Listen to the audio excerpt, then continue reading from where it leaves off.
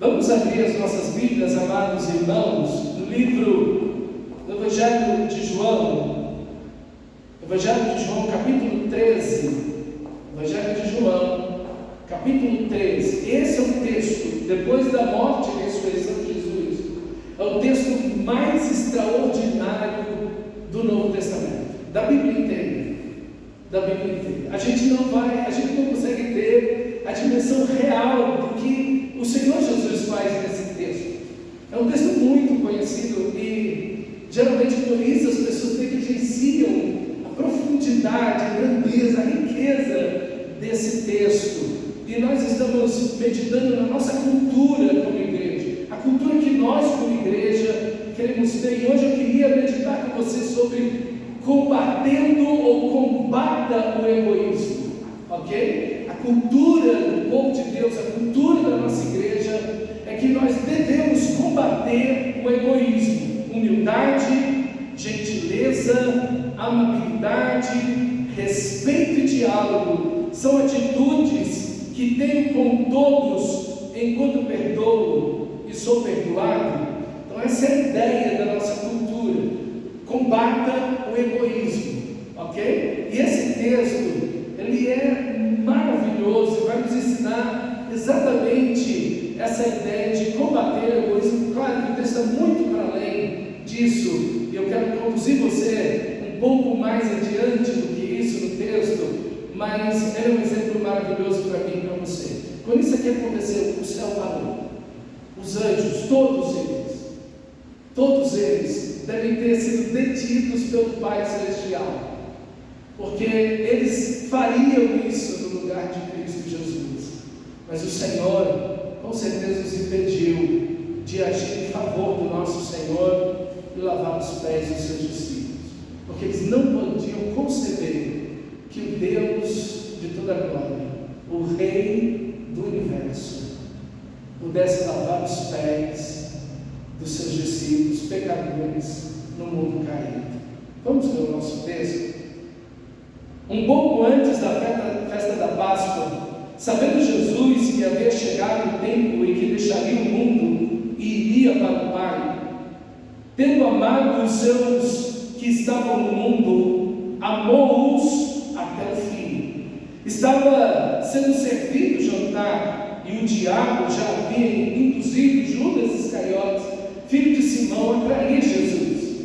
Jesus, sabendo que o Pai havia posto todas as coisas debaixo do seu poder, que viera de Deus e voltava para Deus, levantou-se da mesa, tirou a capa e colocou uma toalha em volta da cintura.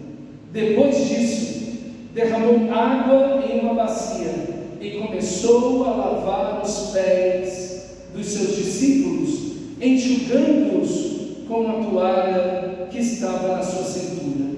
Então chegou até Simão Pedro, que lhe disse: Senhor, vais lavar os meus pés?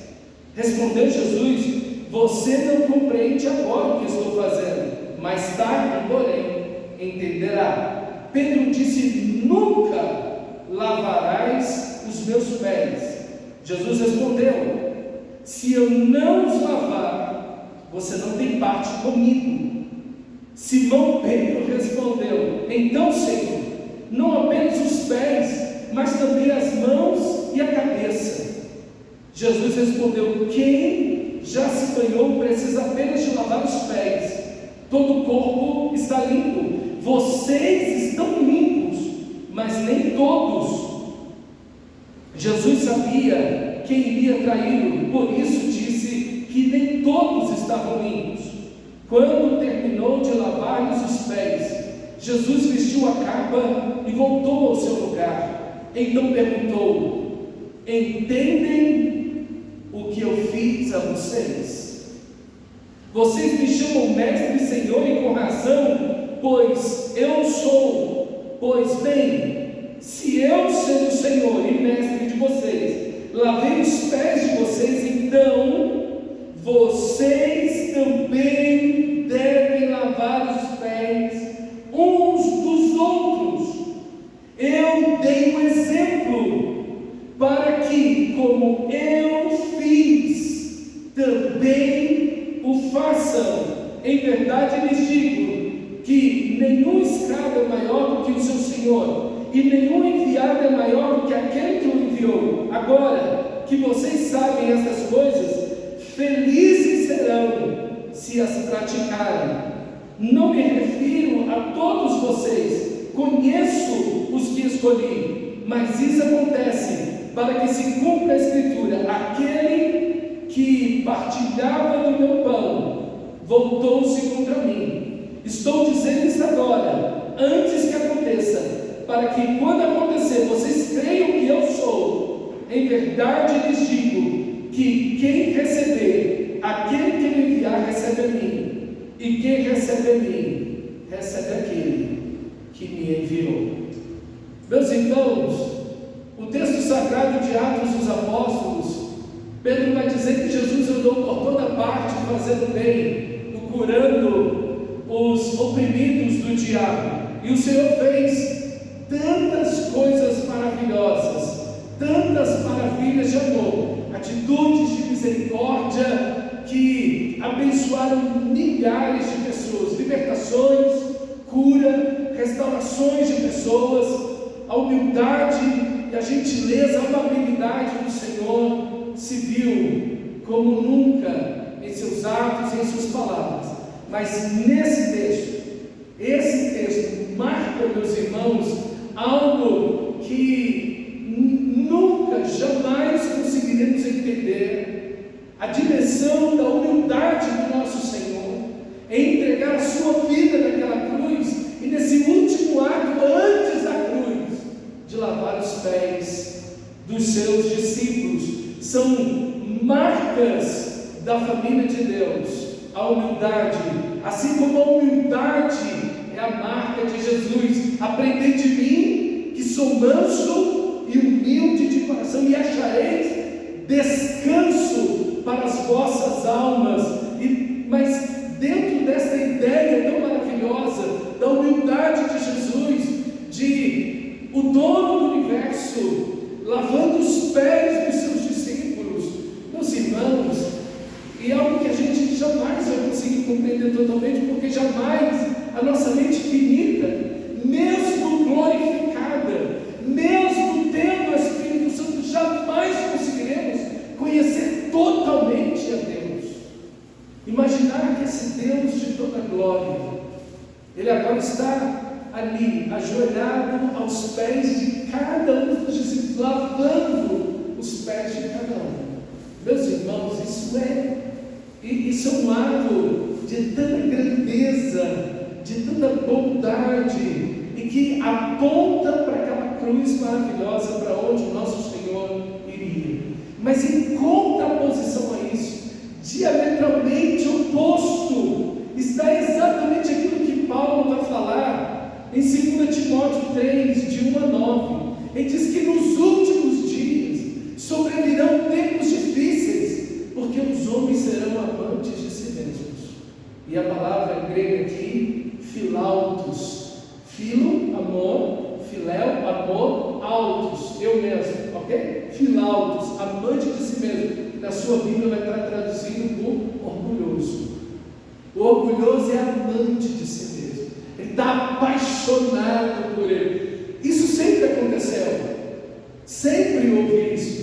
Na realidade, o orgulho foi um pecado original, isso sempre aconteceu. Mas, queridos, nos últimos tempos isso vai tomar uma dimensão ainda maior. E os últimos tempos começam quando? Quando Jesus nasce.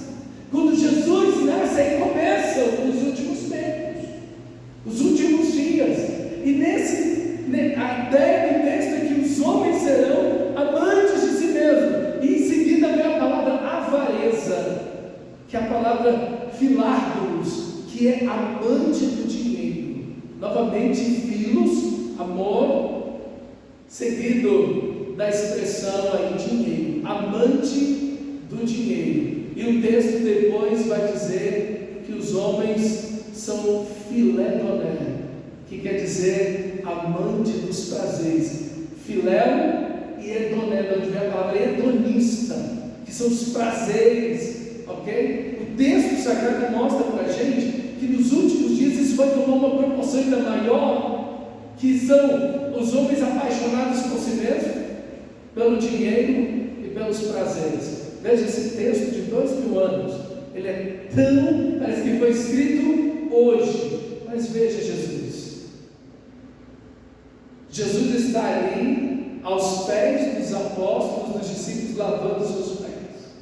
E isso, meus irmãos, é exatamente a cultura que nós devemos ter, porque essa é a cultura do rei e do seu reino. É isso que o Senhor da glória é e vive, e assim também nós, como igreja, devemos ser e viver como comunidade da fé, como igreja, como corpo de Cristo, como família de Deus. É assim que nós devemos viver. E esse texto, irmãos, mostra os 3 primeiros versículos que nós lemos, as razões por que Jesus tomou despiu-se da sua veste, tomou um pano, botou na cintura, encheu uma bacia e lavou os pés dos discípulos. Existem várias razões ali, do versículo 1 ao 3 ele dá todas as razões por que Jesus faz isso. Primeiro, porque era Páscoa, então essa atitude de Jesus tem um aspecto redentivo. Depois o texto sagrado mostra que Jesus, sabendo que havia chegado o tempo que deixaria este mundo e iria para o Pai, e amando os seus, os amou até o fim. Então é uma atitude de amor, é uma atitude de amor até o fim, mas também é uma atitude, meus irmãos, que ele sabia que ele iria para a cruz, mesmo sendo traído. Ele então lavaria os pés de Judas. Então, outro motivo é que ele tem todo o poder nos céus e na terra. Versículo 3, sabendo que tudo estava sob o seu poder, então ele vai e toma a bacia, se veste e lava os pés. Ele usa a sua autoridade para amar e edificar. Meus irmãos, esse texto é extraordinário. Veja o texto, ele te dá todas as razões antes, para você não ter dúvida nenhuma. E eu queria ver essas razões com você e aplicá-las à nossa vida. A primeira razão que eu queria ver com você é que essa atitude é uma demonstração de amor. Demonstração de amor. Combata o egoísmo. O egoísmo é você estar apaixonado por você mesmo, é você amar a você mesmo. Mas aqui a atitude de Jesus é amar os discípulos.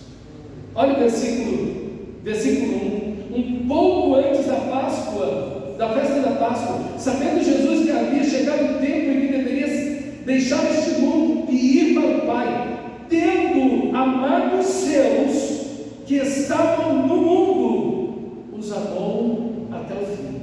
Essa ideia de os amou até o fim tem 3 ideias aqui.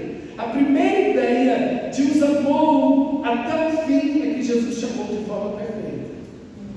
Ele te amou de forma perfeita. Ele não amou apenas os 12 discípulos que estavam lá, não. Ele amou a todos os seus discípulos. Ele amou a todos os seus filhos. Ele amou a todo o seu povo. E os amou de maneira perfeita. O Senhor Jesus não pode te amar mais. O Senhor Jesus não pode te amar melhor. Ele já te ama de amor de maneira perfeita. Deus não pode ter um amor que pode ser melhorado. Nós podemos amar melhor a Deus. O nosso amor por Deus pode ser melhorado, mas Deus já te ama de forma perfeita. Não há nada em que o amor de Deus possa melhorar ou ser acrescentado por você. Ele já te ama de forma perfeita. A segunda ideia é que Ele te ama no nível mais elevado. Ele te ama não apenas de forma perfeita, mas Ele te ama ao máximo. Ao máximo. Deus amou você, que deu o seu único filho por você. Ele deu o seu único filho, Ele deu o melhor que Ele tinha. Se juntasse Deus todas as suas riquezas, não chega a 1/1000 da importância do seu único filho, Jesus. E Ele deu o seu único filho por você. Aquele que é o Criador do universo, entregando a sua vida voluntariamente naquela cruz. Ele te amou ao máximo. no nível mais elevado. E a terceira ideia é que Jesus chamou até o fim, até as últimas consequências, até entregar sua vida na cruz, até tomar sobre si todos os seus pecados. Nenhum pecado seu ficou para trás. Todos os pecados que você cometeu, todos os pecados que você cometeu hoje e todos os pecados que você ainda irá cometer, Ele levou todos eles na cruz. Se ficasse um único sem ser levado na cruz, iríamos nós para o inferno. Mas Ele tomou todos os nossos pecados e sofreu toda a ira de Deus naquela cruz, por mim e por você. E isso não quer dizer que agora eu posso pecar à vontade, porque Cristo já levou os meus pecados, de jeito nenhum. Quem pensa assim nunca nasceu de novo, porque é justamente o contrário, é justamente o oposto. Porque tanto Ele me amou e o meu pecado fez sofrer tanto, como eu posso pecar contra o amor, contra o próprio Senhor Jesus? Ele te amou até o fim, meus irmãos. Pois bem, se eu, sendo Senhor e Mestre de vocês, lavei os pés de vocês, então vocês também devem lavar os pés uns dos outros. Eu dei um exemplo para que, como eu fiz, também vocês façam. Qual é a lição do nosso texto? Ame o seu irmão. Cresça em amor pelo seu irmão. Ame o seu irmão, porque Deus amou o seu irmão. Deus amou o seu irmão de forma perfeita. Deus amou o seu irmão ao máximo. E Deus amou o seu irmão até o fim. E se Deus amou o seu irmão assim, você deve amar. Você deve amar. Você deve crescer em amor para com o seu irmão. Se você tem que amar o seu irmão de forma mais perfeita, e você deve ajudar o seu irmão, apoiar o seu irmão em todo o aspecto que ele precisar, nas suas lutas, sofrimentos, batalhas, e carregar as cargas uns dos outros. Meus irmãos, isso aqui não é apenas um texto bonito para a gente meditar, esse é um texto para a gente viver, porque é essa a aplicação do versículo 14. Olha o versículo 14, é o versículo que eu acabei de ler. Se eu sou mestre, se eu fiz isso, vocês também devem lavar os pés uns dos outros. E lavar os pés significa exatamente isso: amar os irmãos. Amar os irmãos. Você está crescendo em amor para com os irmãos, para com a igreja, o povo de Deus? Você está crescendo em amor? Você está lavando os pés dos seus irmãos? Você está servindo os seus irmãos? Irmãos, pensa numa coisa. Eu vou te dar um exemplo bem pequeno diante daquilo que é o universo. Nosso quintal aqui, a nossa galáxia, a Via Láctea, ela tem entre 200 a 400 bilhões de sólidos. Estou falando de uma galáxia. Existem trilhões delas no universo. Você imagina o tamanho de Jesus? Ele ajoelhou e lavou os pés dos discípulos. Queridos irmãos, quem somos nós para nos acharmos melhores que alguém e não lavar os pés uns dos outros, não servir uns aos outros em amor? Combata o egoísmo. O mundo está dizendo, a cultura está dizendo para você: ame-se você a si mesmo primeiro. Se você não se amar, quem vai amar você? Que ideia mais doida é essa? Porque antes de você amar qualquer pessoa, outras pessoas te amaram primeiro. Primeiro Deus. Ele nos amou primeiro, diz a Bíblia. Mas seu pai e sua mãe te amaram, pessoas te amaram antes. Que ideia é essa? De que se eu não me amar, as pessoas não vão me amar. E aí está lá o crente dizendo essa bobagem aí, sem nem pensar no que está dizendo. Irmãos, o mundo te ensina a ser egoísta. Se o mundo está te ensinando como nunca ensinou, é o egoísmo. Está ensinando as crianças a serem egoístas. Está ensinando os adolescentes e jovens a serem egoístas. Mas o Evangelho está dizendo para a gente que nós devemos combater todo o egoísmo. Irmão, a escola do diabo é o egoísmo. Na escola do diabo, eu e você aprendemos o egoísmo. Na escola de Cristo, nós vamos aprender o amor, a generosidade, a humildade. É aqui que aprendemos.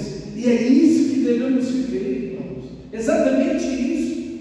Amar, o amor, não busca seus próprios interesses. O verdadeiro amor não se coloca no centro. O verdadeiro amor se coloca na periferia e coloca o objeto amado no centro. A Bíblia diz que nós devemos considerar os irmãos superiores a nós mesmos. Foi isso que Jesus fez, lavando os pés dos discípulos. Lavar os pés significa amar. Significa amar. Amar a igreja, amar os irmãos. Amar os irmãos, amar a igreja. Amar o povo de Deus. Mas entenda, lembra que Jesus amou os discípulos que estavam no mundo, imperfeitos, caídos, tortos. Eles iriam em horas, poucas horas, eles iriam deixar Jesus. Pedro iria dizer que negar Jesus. Judas iria trair Jesus. E, na realidade, Judas estava numa aliança aí, estava num acordo com o diabo para matar Jesus. E Jesus lavou os pés de Judas. Você tem um inimigo? Você tem um inimigo? Que você não seja inimigo dele, que ele tenha sido feito, que ele se faça inimigo seu. Você não tem como evitar.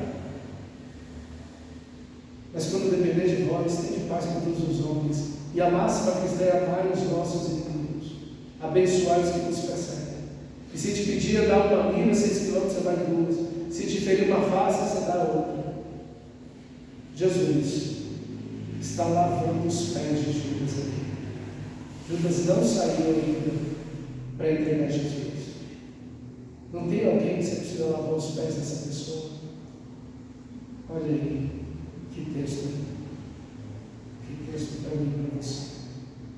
O segundo aspecto do texto é que é um símbolo da salvação, da purificação dos pecados.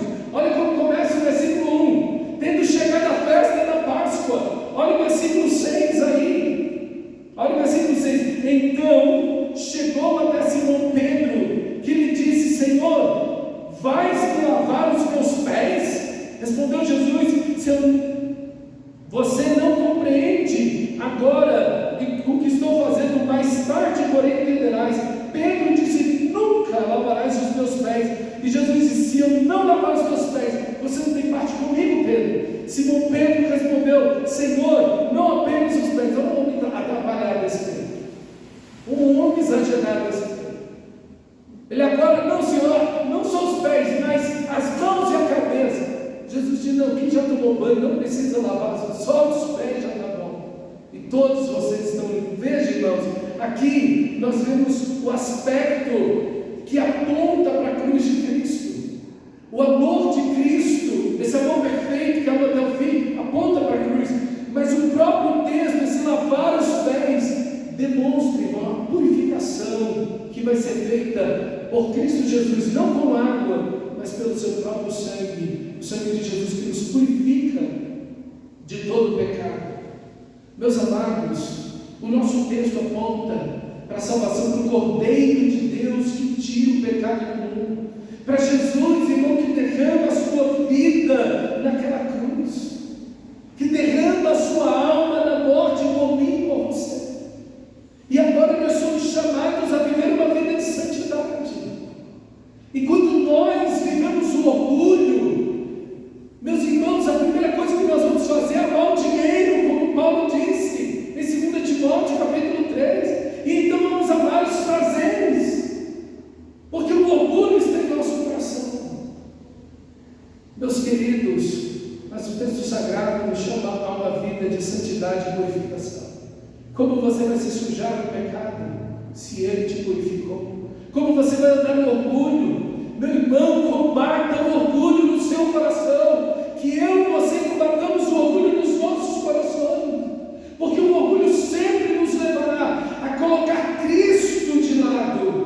colocar no nosso coração o dinheiro e os prazeres no centro de tudo. E eu quero dizer para você que faz isso arruina a sua própria vida. Porque ninguém que ama o dinheiro é feliz. Ninguém que se entrega aos prazeres é feliz. Olhe para as pessoas da sua família. Olhe para as pessoas que você conheceu e que você conhece há muito tempo. Essas pessoas que se lançaram no orgulho, se entregaram ao amor ao dinheiro, ao amor aos prazeres. Aonde essas pessoas estão? Como elas estão? Arruinadas em suas vidas. Não há felicidade nisso, queridos. Não há felicidade sem santidade. A santidade produz a verdadeira felicidade. É isso que Deus está nos chamando. Como iremos nos lançar em pecado? Nós que fomos limpos. Fomos limpos. E Jesus está dizendo, no mesmo discurso aqui, na mesa da Santa Ceia, ali com os discípulos, no capítulo 15, versículo 3, vós estáis limpos pelas palavras que eu vos tenho falado. É a palavra de Deus que nos edifica, é a palavra de Deus que nos liberta. Você precisa vencer o pecado. Tem algo que está contra o qual você está lutando. Pegue textos bíblicos, histórias bíblicas que falam dessa mesma luta, que falam desse mesmo pecado. Comece a ler, meditar e orar e analisar tudo aquilo e falar: meu Deus, tem misericórdia de mim, me livra disso, não me deixe cair nisso, Senhor, não me deixe cair nisso, porque quem anda nas trevas, quem anda no pecado, irmão, não tem parte com Cristo. Pedro relutou: não, Senhor, tu vai dizer. E aqui é uma resposta mal criada. Aqui a gente consegue ver isso no grego. Que a resposta de Pedro aqui, no grego, aqui é uma resposta ofensiva. Você vai me lavar os pés? Nunca, jamais você vai me lavar os pés. Pedro aqui é duro com Jesus. Pedro aqui repreende Jesus. E Jesus disse: se eu não te lavar os pés, Jesus toma mansidão. Pedro às vezes merecia uns tapas, sem brincadeira, não. Merecia uns negócios que não é possível. Que homem difícil. E ali então, Jesus tão docemente disse: se eu não te lavar os pés, você não pode ter comunhão comigo, relacionamento comigo, e nem ter parte da herança eterna. Ali ele botou na parede, né? Botou Pedro na parede. Por isso que ele disse: não, Senhor, lava os pés, as mãos e a cabeça. Aí ele já se entrega por inteiro. Mas você não pode ter comunhão com Jesus na imoralidade. Você não pode ter comunhão com Jesus no orgulho. Deus resiste o soberbo. Deus resiste ao soberbo. Deus não tem comunhão com o orgulhoso. Deus não tem como ter comunhão comigo e com você no orgulho. Se você se lança no orgulho, se você se lança no amor ao dinheiro, se você se lança no amor aos prazeres, Deus não pode ter comunhão com você. Irmão, isso é tão sério que rompe a comunhão entre você e Deus. A comunhão com Deus está na santificação. Aquele que me segue, eu sou a luz do mundo, disse Jesus. Aquele que me segue jamais andará em trevas. Próprio capítulo 6 do Evangelho de João, nós fomos chamados à santificação. Essa é a vontade de Deus, a vossa santificação. A vontade de Deus é essa: que você seja limpo de todo pecado, Então não se suje, porque Cristo já se lavou. Não se entregue ao pecado, porque Cristo já te libertou.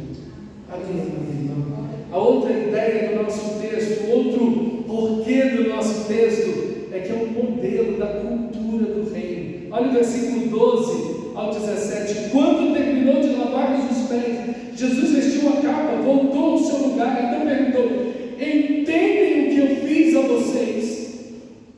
Irmão, e a gente precisa entender esse texto. Nós precisamos entender isso. Vocês me chamam mestre e Senhor, e com razão, pois eu sou. Pois bem, se eu sendo o Senhor e mestre de vocês, lavei os pés de vocês, então vocês também devem lavar os pés uns dos outros. Eu dei o exemplo para que, como eu fiz, também o façam. Meus irmãos, isso aqui não é um evento bonito. Isso aqui não é uma pintura de um quadro. Isso aqui não é simplesmente uma informação. A Bíblia nunca é uma informação simplesmente. Cada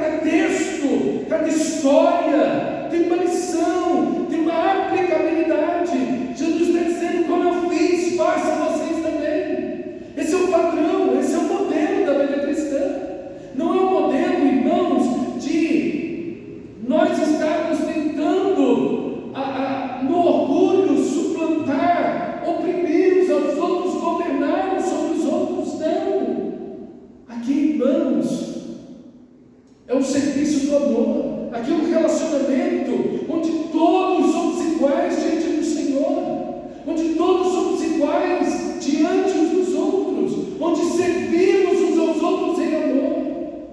Veja, ninguém pediu para Jesus lavar os pés dos discípulos. E o escândalo de Pedro aqui está porque o lavar os pés era aquilo que o escravo mais inferior da casa faria.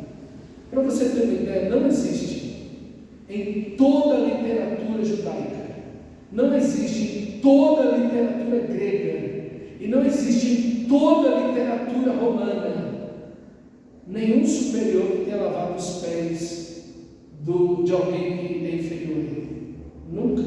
Você nunca vai ver isso em canto algum. Jesus é o primeiro que faz isso. Essa é a cultura do reino de Deus, onde nós servimos uns aos outros. A nossa cultura não é a cultura do orgulho. A nossa cultura não é a soberba, eu sou melhor que você, ou estou numa posição melhor que você. Não. A cultura do reino de Deus é que nós servimos uns aos outros, nós amamos uns aos outros, nós estamos para lavar os pés uns dos outros, e não para usar uns aos outros, para sermos melhores do que uns aos outros, de forma alguma. A cultura do reino de Deus é totalmente oposta a isso. É assim que o mundo faz, mas entre nós não será assim, Jesus. Não será assim. E ninguém quis lavar os pés uns dos outros. E esse é o orgulho. Esse é o orgulho. Todos os discípulos estavam no seu orgulho. Ninguém se dispôs a tirar a roupa, a capa, e lá botar uma toalha, encher a bacia, pé a pé e lavar, como era o costume. E eles só podiam comer depois que fizessem isso. Mas já estava todo mundo à mesa e ninguém fez isso. E Jesus fez. O nosso orgulho é isso, irmão. É que nós nos achamos melhores, que nós achamos que temos sempre a razão. Não, eu tenho a razão, o outro sempre está errado. A razão que tem sou eu. E para me arrepender, e para pedir perdão? De jeito nenhum. Meus irmãos, essa não é a cultura do reino de Deus. A cultura do reino de Deus é outra. A cultura do reino de Deus é a gente admitir os nossos erros, nossos pecados, nossas falhas, nossa intransigência. Essa é a cultura do reino, é nos humilharmos. A cultura do reino é essa. Ninguém segue a Jesus para aprender o orgulho.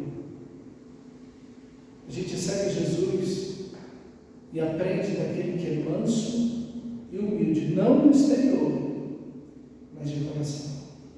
Essa humildade é de coração, onde eu olho os meus irmãos, eu olho a comunidade, a igreja, e digo, aqui está o povo que Deus ama. Mesmo imperfeito, cada um de nós, com as suas imperfeições, nós amamos uns aos outros. Servimos uns aos outros em amor, não por obrigação, mas por amor, em humildade, em serviço sincero. Isso, irmão, é o reino de Deus. Isso você não encontra em canto nenhum. E às vezes a gente não encontra nem na igreja, nem no reino de Deus. Mas tem que encontrar. A gente precisa ter isso no nosso coração, cada um de nós. Cada um de nós diz ao Senhor, é isso que eu quero viver, porque essa é a tua vontade, Senhor, para cada um de nós. Em verdade lhes digo que nenhum escravo é maior do que o seu Senhor, e nenhum enviado é maior do que aquele que enviou. Agora que vocês sabem essas coisas, felizes serão se as praticarem. Uma igreja só pode ser feliz na humildade. Uma família só pode ser feliz na humildade.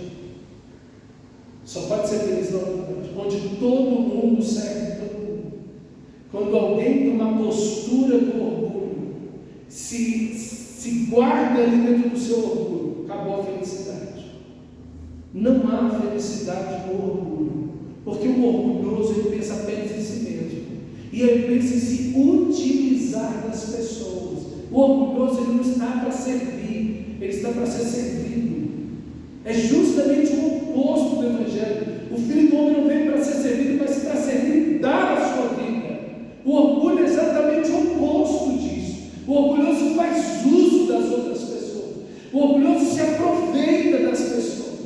Ele quer manipular as pessoas. Ele quer que a vontade dele seja feita a qualquer custo.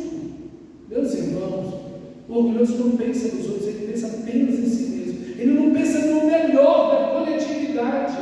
Ele pensa apenas em si mesmo, na sua vontade. E todos nós, irmãos, temos que lutar contra isso. Deus tenha misericórdia de nós. E que aprendamos esse texto sagrado a viver, e isso traz felicidade. A felicidade está na humildade, irmão, não no orgulho. Não no orgulho. Às vezes a gente está brigando, e está resistindo o outro, está resistindo o outro. Você quer trazer paz para dentro da sua casa? A humildade é o caminho. A humildade é o caminho. Não tem jeito. Felizes vocês serão se vocês viverem isso aqui. Felizes vocês serão se vocês viverem isso. A felicidade está na humildade. E a humildade nunca, a verdadeira humildade, nunca vai compactuar com o erro, com o pecado, com aquilo que destoa da verdade, da vontade de Deus. Ele sempre vai apontar para a palavra de Deus, para aquilo que é certo. E vai ficar firme na vontade de Deus. E não vai se dobrar no erro e ao pecado. Humildade não quer dizer ser capacho de ninguém. Totalmente errado. Isso é um conceito mundano. Ah não, se eu sou humilde, então as pessoas vão passar por cima de mim. Não. Olha o texto. Vocês me chamam Senhor e Mestre e dizem bem porque eu sou. Jesus está dizendo, eu sou o Senhor e Mestre. Isso é orgulho? Parece orgulho. Na nossa ideia às vezes é orgulho. Não. Jesus sabe quem Ele é. Ele sabe qual é a vontade de Deus. Irmão, humildade não quer dizer que as pessoas vão passar por cima da gente. A gente sabe quem é em Cristo Jesus. A gente sabe o que faz de bom, de correto e de honesto. Mas a gente permanece firme na vontade de Deus, para fazer a vontade de Deus e servir os outros dentro daquilo que é correto, que é santo, que é honesto, de modo algum alimentando o erro de ninguém. Isso é uma ideia totalmente equivocada da humildade. Não, ser humilde é ceder tudo para todo mundo, é fazer a vontade de todo mundo. Não. Ser humilde é fazer a vontade de Deus. A vontade de Deus. Isso é ser humilde.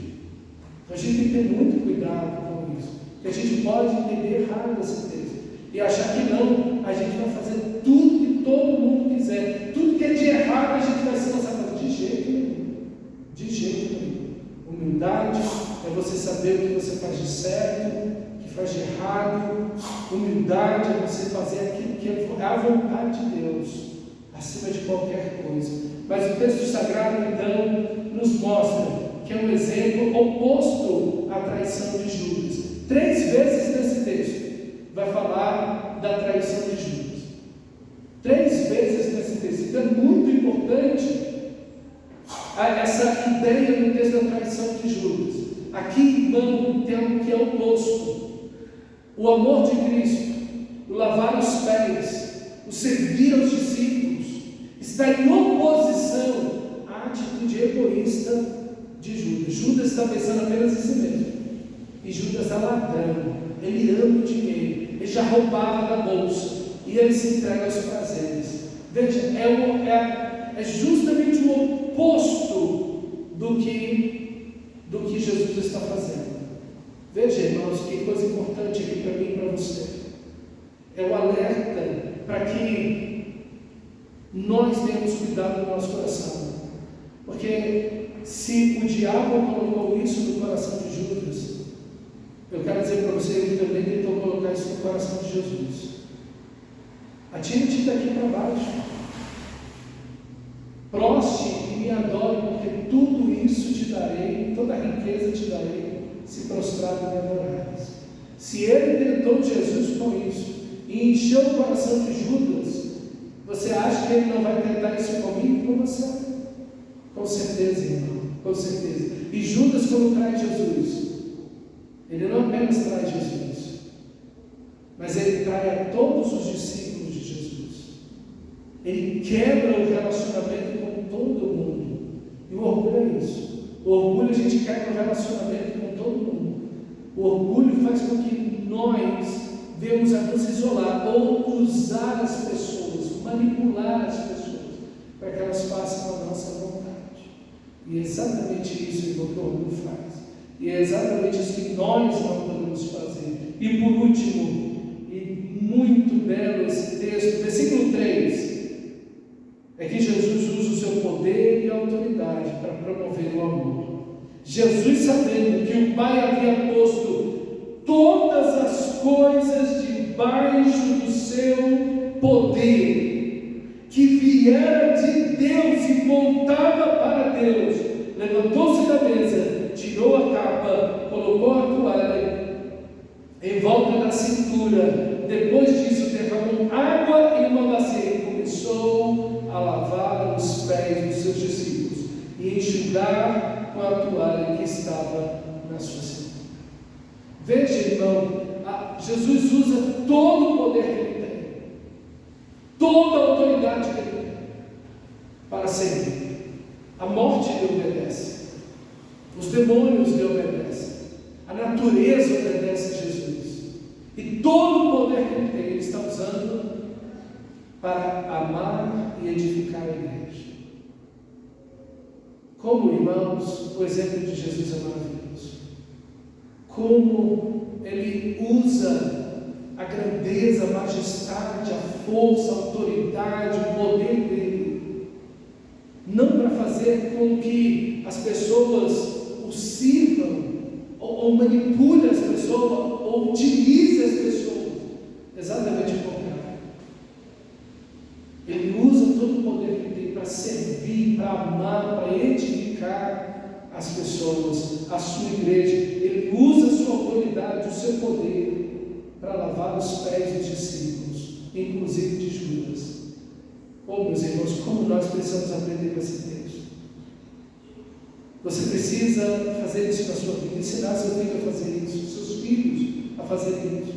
Às vezes nós estamos ensinando os nossos filhos a serem orgulhosos, a não pedir perdão.